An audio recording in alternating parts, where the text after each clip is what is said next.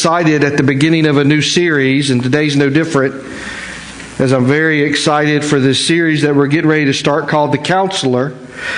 But before I get into that, I just want to say something. Our family was planning to be away last weekend, and so I had scheduled Tim Millwood to come in and preach, and many of you were here for that. And if you were, I've heard some great things about it. And if you weren't here, it's on our webpage. You can go there and watch his message.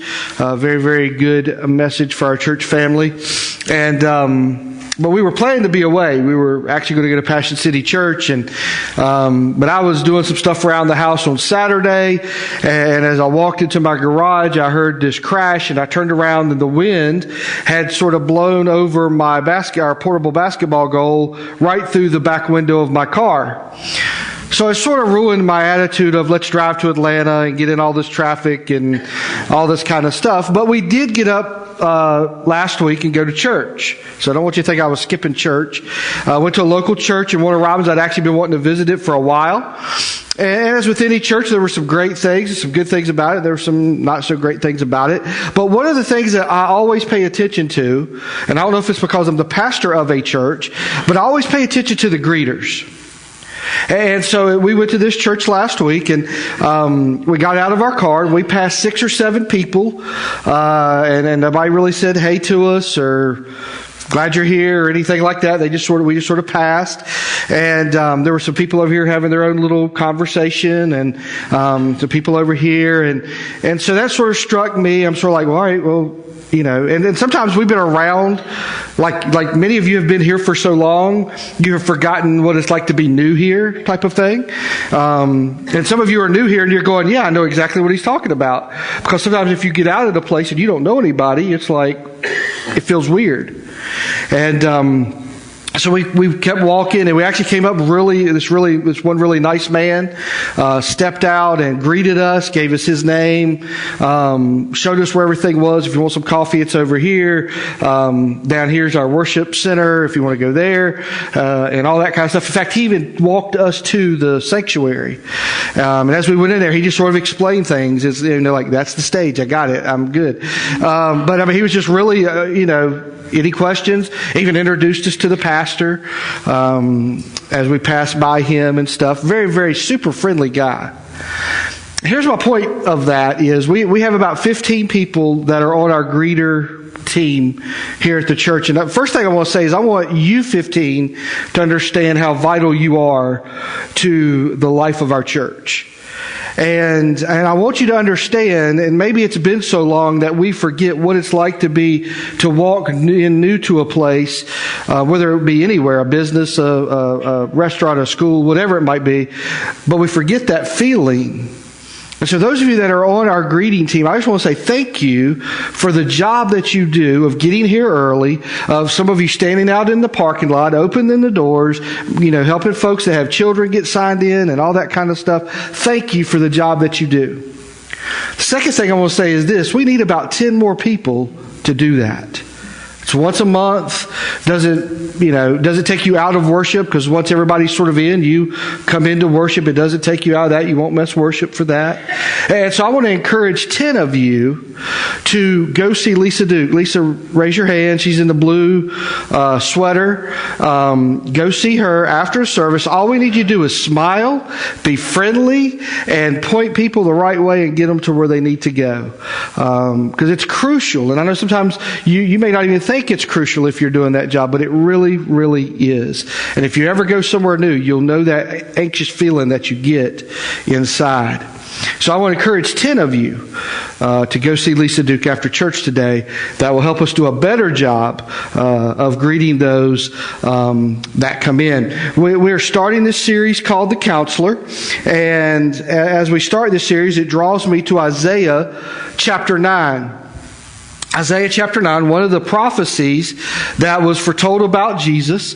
One of the verses we hear a lot at Christmas time in the prophecies of Jesus. Isaiah 9, verse 6 and 7, and it says this. It says, "For a child is born to us, a son is given to us. The government will rest on his shoulders, and he will be called Wonderful Counselor." Obviously, that's where we get this series from. But he will be called Wonderful Counselor, Mighty God, Everlasting Father, and and Prince of Peace.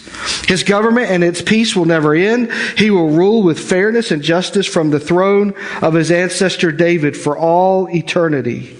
The passionate commitment of the Lord of Heaven's armies will make this happen. We see that one of the names that was given to Jesus years before he was ever to be born was Wonderful Counselor. And if you read Matthew, Mark, Luke, and John, if you read the Gospels, you'll see that Jesus, a lot of the time, was counseling people.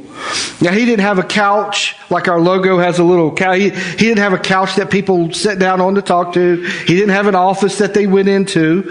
But he always was giving advice. He always was counseling people. Sometimes it was in large groups. Sometimes it was one-on-one. You remember the woman at the well. It was a one-on-one conversation there that he was having with her. And he was giving her some advice.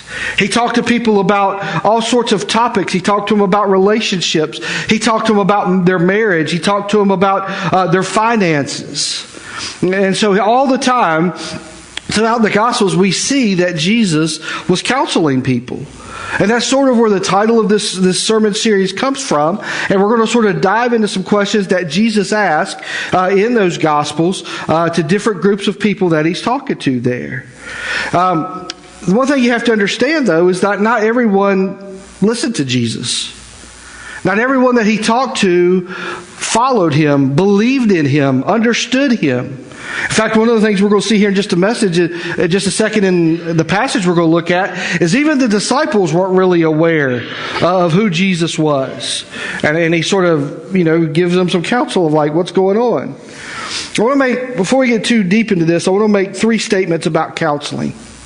Because the church, over the course of time, has done a really bad job of representing, understanding, and reacting to counseling. You say, well, I don't understand it. What does that mean? Well, I'll give you an example. Some of you may have been in a home and fought all week long with your spouse or with your kids or whatever. I mean, you've just been battling it out all week long. And when the doors opened this morning, when you parked your car and the doors opened, everybody got out with a smile on their face. And everybody said, hey, good, yeah, great, good, yeah, great, good. We like to cover things up.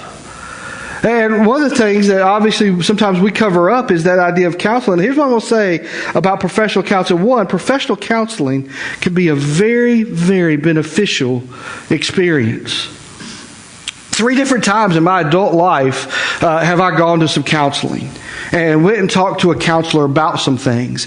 And every single time, it has been a very beneficial experience.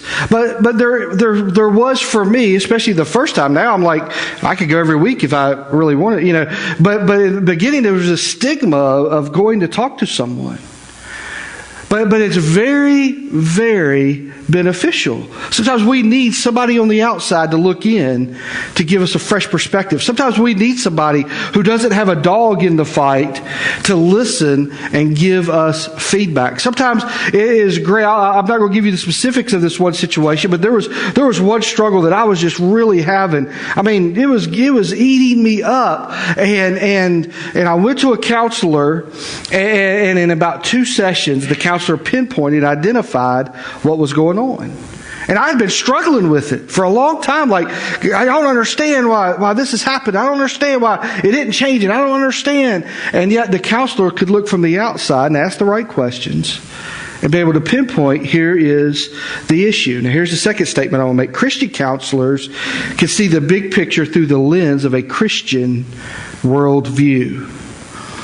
If you're a believer and you need to go to counseling, I suggest you try to find a Christian counselor.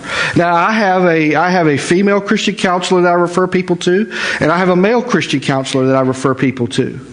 And so you need to understand, you could go to a secular counselor, and I understand, I've had a lot of conversations with folks who are going to counseling or in counseling, and I understand that sometimes the insurance doesn't want to pay for a Christian counselor, but it'll pay for a secular counselor, and so a lot of times people end up there. And you need to understand that a Christian counselor can look at whatever issue you're going through the lens of a Christian worldview. They understand that God has a plan and a purpose for your life, and they understand that whatever the issue, whatever the struggle, whatever the battle that is going on, that God has a plan and a purpose for your life, even through that struggle. And that's because they're they are a believer themselves. And so that's very, very important to understand. And then here's the third statement. I am not a professional counselor. Okay, I'm just letting you know. I'd be glad to meet with you. I would talk with you. But if it's going to take more than one or two times of us getting together and talking, I'm going to refer you to either that lady that I know or that guy that I know. In fact, Monica has a better education to be a counselor than I do. And so I am not a professional counselor, and I have no shame in my game to refer you to someone who is. But again, because it can be a very beneficial experience. But here's what I have learned about counseling, both going through it and helping some of those others that have gone through it as well. Most of what we seek counseling for is but the fruit that is coming from deeply buried roots. Maybe you've been to counseling like I have, and when you go in there, there's this topic, there's this issue, there's this thing that I want to talk about. There's this issue that's going on, and the counselor is very, very good. In fact, I guess they take a class in how to ask questions, or how to sit there and let you talk for 45 minutes straight and not interrupt or whatever, because professional counselors are very good at just asking questions. And in fact, you may go for a week and go, I didn't really get anything. You may go for 2 weeks, I didn't really get anything. You may go for 3 weeks, and all of a sudden you're like, man, that person's a genius. How did they figure all of this out? Most of what we go to a counselor for is just the fruit. It's not the root. And the professional counselor gets to the root of the issue. And in fact, one of the things we're going to see through this series is that Jesus goes to the root of our issues, not just to the fruit that we see, not just for the little topic that we want to talk about or deal with. He gets to the root of what our issues really are. And that leads us to our story today in Mark chapter 4. Mark chapter 4. And this is a story. Jesus is out with the disciples. He has been preaching all day, and again, counseling people and giving advice and preaching the Word of God. And they get ready to go off to the other side. And we pick up the story of verse 35, and it reads, it says, "And as evening came, Jesus said to his disciples, 'Let's cross to the other side of the lake.' And so they took Jesus in the boat and started out, leaving the crowds behind, although other boats followed." Now, these weren't speed boats, these weren't motor boats, and so it was a while to get across to the other side. It says, "But soon a fiery storm came up. High waves were breaking into the boat, and it began to fill with water. Jesus was sleeping at the back of the boat with his head on a cushion. The disciples woke him up and shouted, 'Teacher, don't you care that we're going to drown?'"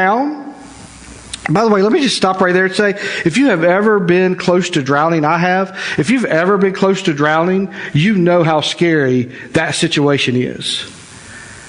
I mean, I was drug out of a pool when I was a kid by my cousin. I was close to drowning. I had a friend when we were teenagers who got drug out of a pool because he had chewing gum in his mouth and got choked underwater. And so, however that worked out, but he was unconscious underwater. They drug him out, mouth to mouth, all that kind of. If you've ever been in that situation, you know how scary that is. And if you haven't been, you just read that and go, "Oh, they were close to drowning. Big deal." But I'm just telling you, when I read that, my heart sort of beats a little faster because I know what that feels like. Verse 39 says, "When Jesus woke up, he rebuked the wind and said to the waves, 'Silence, be still.' And suddenly the wind stopped, and there was a great calm. And then he asked," and here's the questions, here's where the counseling begins, "Why are you afraid? Do you still have no faith?" The disciples were absolutely terrified. Who is this man? They ask each other. Even the winds and the waves obey him. Why are you so afraid? Now, see, one of the things we have to understand about this story, and this is sort of where that curriculum from Andy Cook is going to really help us, is a lot of times we don't understand everything about what we just read. One of the things you need to understand is that the Sea of Galilee was 680 feet below sea level. It was surrounded by mountains and large hills. And so it was the perfect place for a storm. It was sort of like the perfect storm. It was just the conditions were always right. In fact, this wasn't the only time this happened. This happened regularly. This happened often there in that area, all because the settings were just sort of like Oklahoma. I mean, Oklahoma knows that, hey, we're prime for tornadoes. We're prime for this kind of stuff. And so we have to understand that this wasn't a one-time thing. This was something that happened regularly. But for these disciples, I don't know if it was something different this time, or maybe it was the first time they were there, but they were certainly afraid as the water came crashing over the sides of the boat. They were certainly scared, literally to death, that they were going to drown. They were scared that their boat was going to go under, because they were in this huge, huge storm. And you know what? Probably almost every day, many of us go through storms. It may not be out in the middle of a lake on a boat where the waves get high. It may be at our job where the boss comes in and wants to talk to us. It may be going to the doctor's office for a visit that doesn't turn out the way we planned. It may be waking up and maybe you and your spouse are just battling. It may be, waking up and your family is in turmoil or in crisis. It could be all sorts of things, but the reality is that you and I may not face these physical storms out in the middle of a lake, but our lives face storms every single day, probably.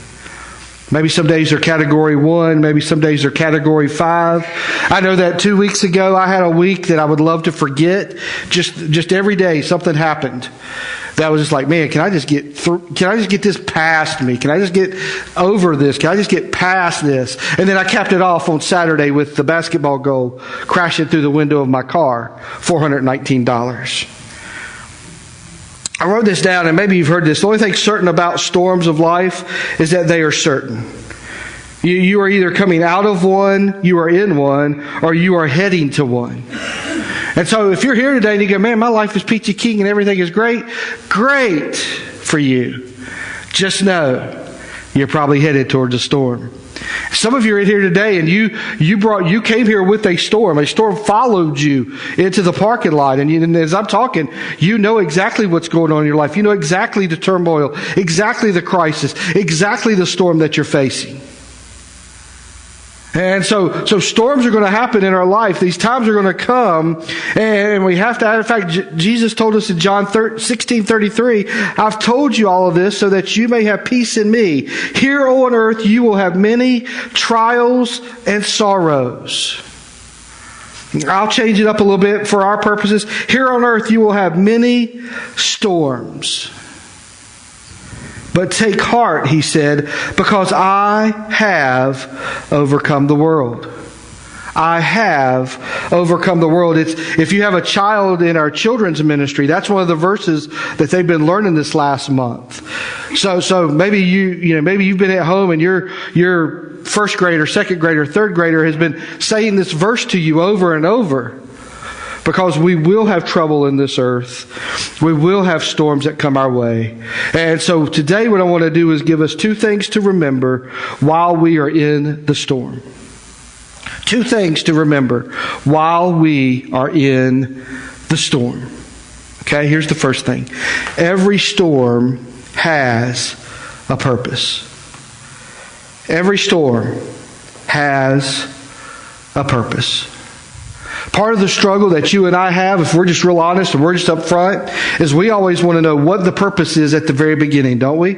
Like why? Because we say, why am I going through this? Why is this happening to me? Why am I going through this storm? Why did this storm come up this week? Why did this storm come up in my family? Why did this storm come up at my job? Why did this storm come up in my life?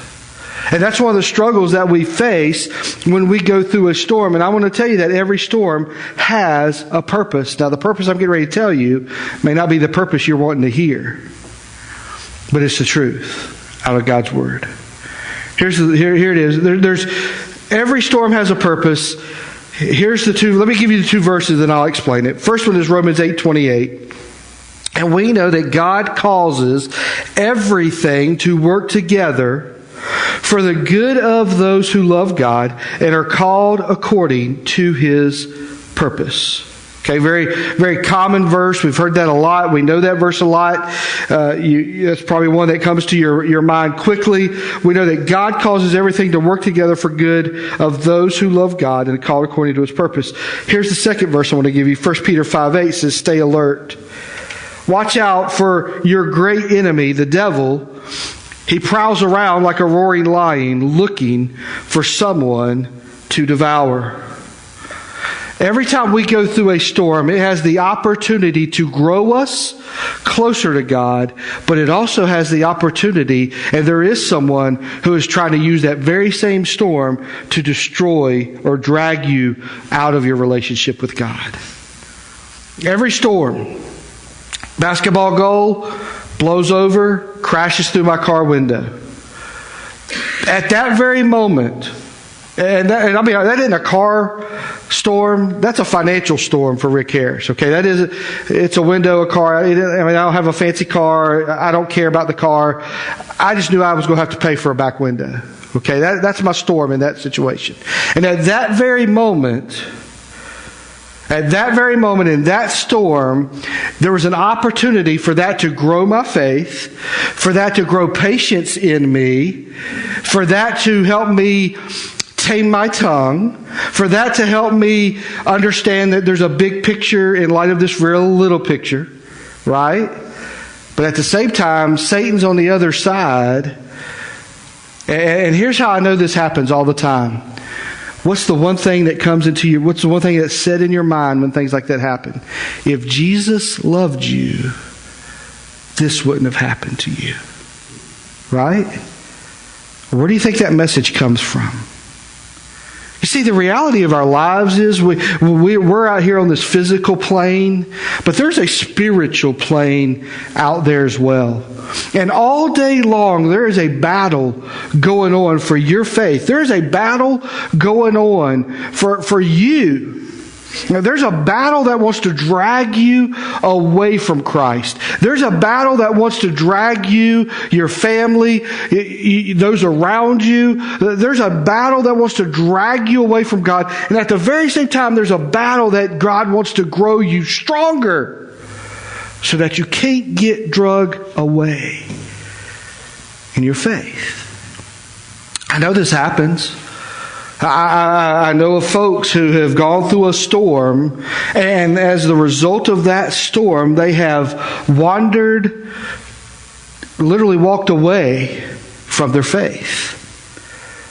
And if you were to go talk to them, they would say, I used to go to church, then whatever happened. I used to believe in God, but this happened. And every time we are involved in a storm, every time a storm comes our way, there is an opportunity to either grow us deeper and stronger in our faith to God, but at the same time there's a battle trying to drag us away and make us weaker and destroy our relationship with God. And here's the reality. You get to choose who wins.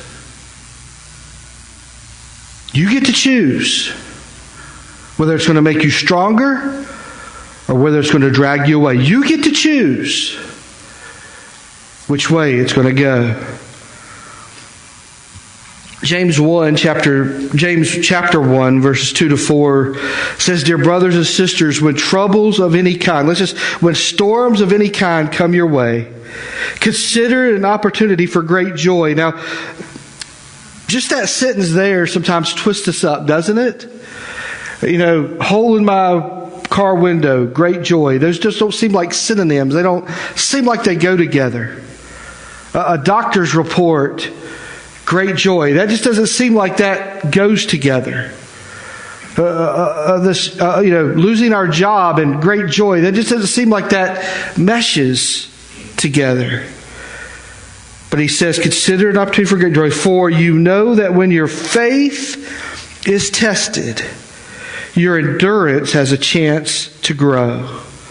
So let it grow, let it grow. I'm glad some of you got that. For when your endurance is fully developed, you will be perfect and complete, needing nothing. You see, every time a storm comes our way, regardless of what the storm is, regardless of how heavy the winds of the storm are, regardless of how the waves are coming in, regardless of how it's crashing in on us, we need to understand that there's an opportunity there to strengthen us.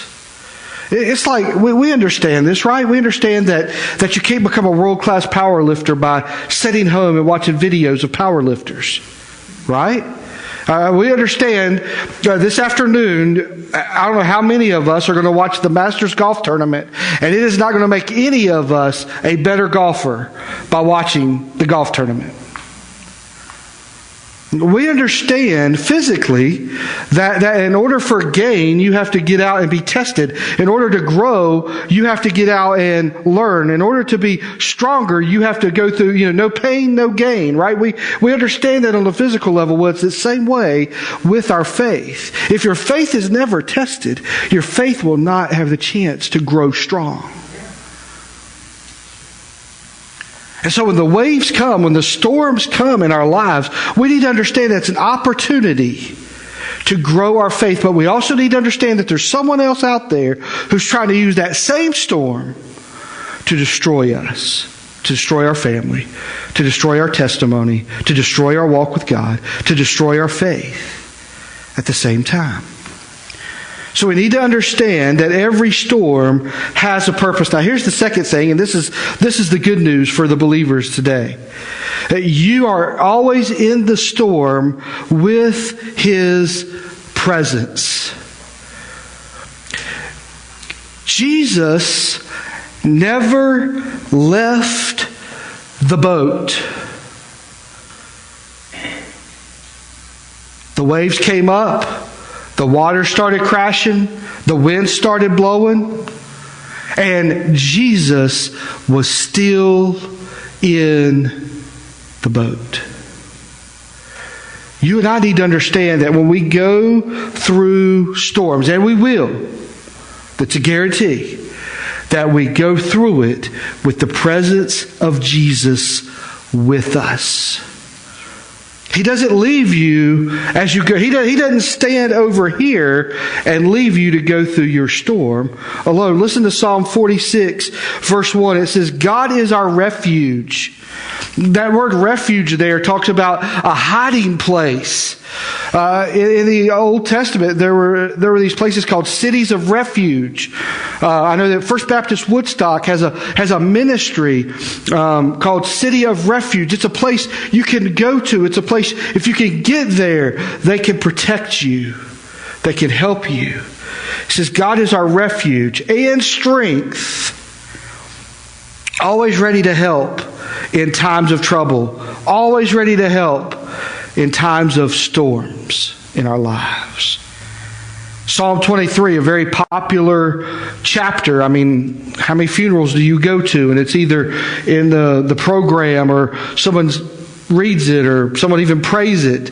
But Psalm 23:4 says, even when I walk through the darkest valley, I'll just, again, change that up for our purposes here. Even when I walk through the darkest storm, I will not be afraid. Why?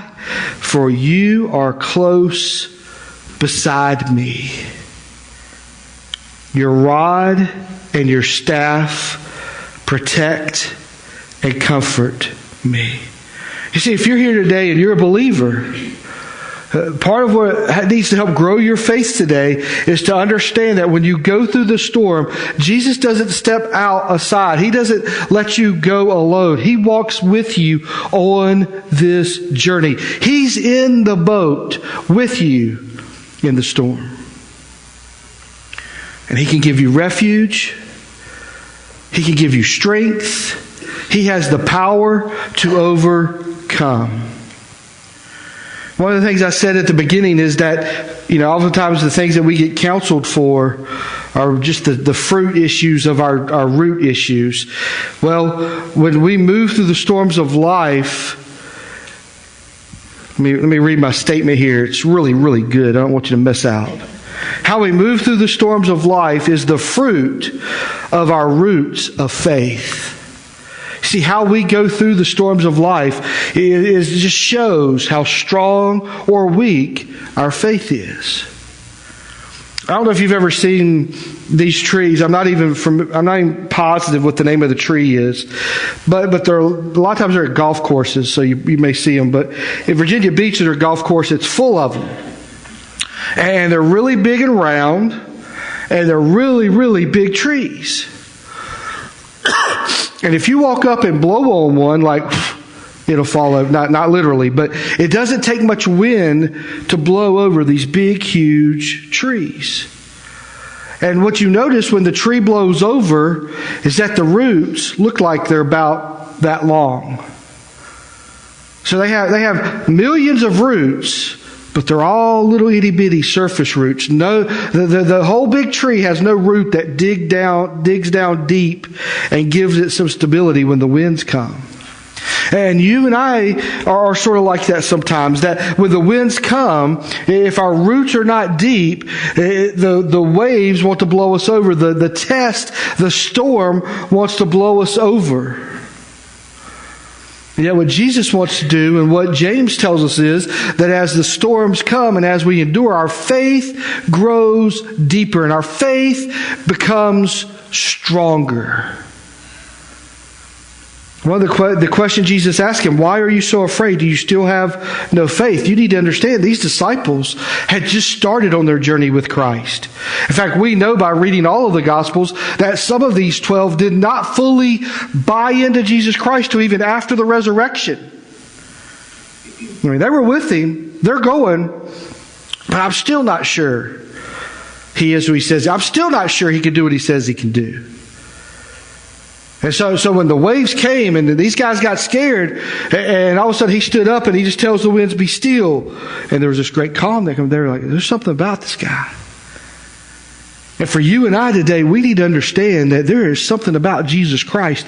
There is something about our faith as it is tested by the storms of life. There is something about a relationship with the one who can calm the storm, the crisis in our life.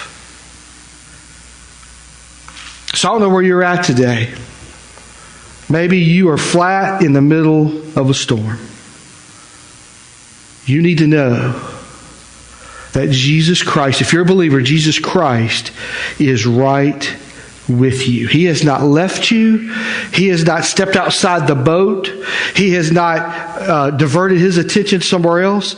He is with you right in the middle of the storm. There's some of you in here today and you've come out of a storm. I mean, 2 weeks ago, and I've come past 2 weeks ago and I'm excited about that. But 2 weeks ago, oh my goodness, horrible. But today I'm out of that storm. And I can look back and say, even through that situation, even through those situations, Jesus has grown my faith. Because there was a time in those 2 weeks where I was like, God, You've got this. Only You can have this. Only you can take care of this. Only you, God, can change it. Only you, God. I have no power here to change this or to make it happen, God. Only you can do that. And He does. Some of us in here today, you don't even know it. But the storm is tomorrow. Some of you are going to get up tomorrow and it's going to look like a normal day outside, like it did that day for those guys. And tomorrow you're going to go somewhere. Maybe it's work. Maybe it's the Waffle House. Maybe it's just driving to wherever you're going to go tomorrow. And there's going to be a storm that comes up. And the winds and the waves are going to come crashing in. And you're going to feel like you're drowning. And you need to remember that Jesus is with you in the boat. Amen. Yep. And if you'll do that, it will help you get through the storms of life. I look around this room, and because I know many of you and I know a lot of your stories, I know storms that God has brought you through. And I know that there's testimonies that you have that would say only God could have done this. Only God made that. Only God was able to do that. And when we do that, our faith becomes strong. And our faith is tested, becomes strong. And when our faith becomes strong, we're able to come to God and say, God, I surrender.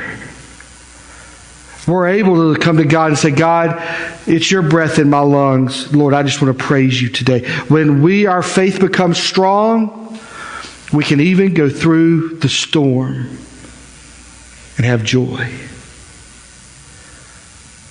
So I don't know where you're at today. But my message to you is this.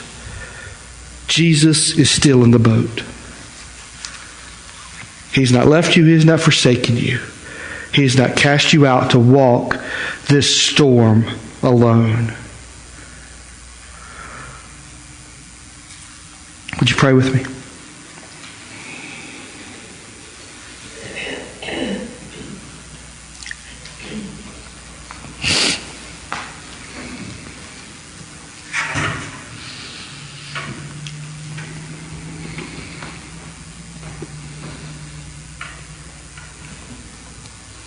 Lord, the storms in our